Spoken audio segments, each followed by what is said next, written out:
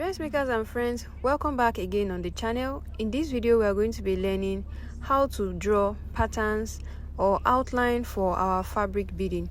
Beading has to do with what outline you want to draw, what pattern do you want to follow, whether you are beading on a dress, on a bag, or whatever it is. As long as it is fabric beading, it has a lot to do with your outline. It is very easy to draw this outline. I'm going to show you how to easily do that in this quick tutorial. If you are new here, don't forget to give this video a thumbs up and also subscribe. Now let's get right into the video. In order to draw your outline, you need either your fabric marker, your pencil, or maybe your heat erasable pen.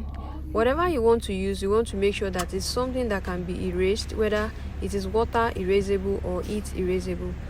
I do not advise that you use pen until you are very sure of what you are drawing.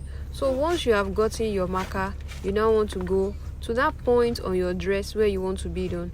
Whether it's going to be a straight line or it's going to be a curve, whatever outline you want to draw or whatever beaded design you want to see, you have to first draw the outline. And once you draw it and the outline is now good enough, that is when you can now go ahead to introduce your beads using your needle and your thread. Now we have drawn a curve. Now let's start by drawing a flower.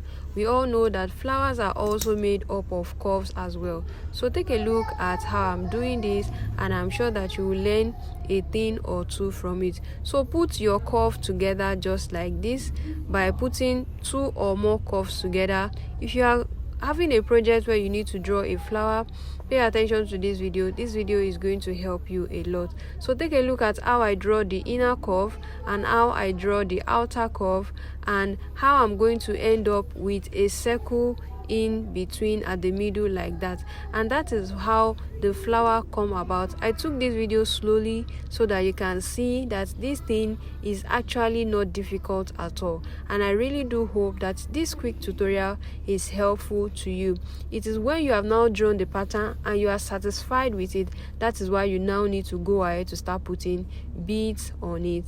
I hope you have found this video helpful. Don't forget to give this video a thumbs up, and I'll see you again in this next tutorial.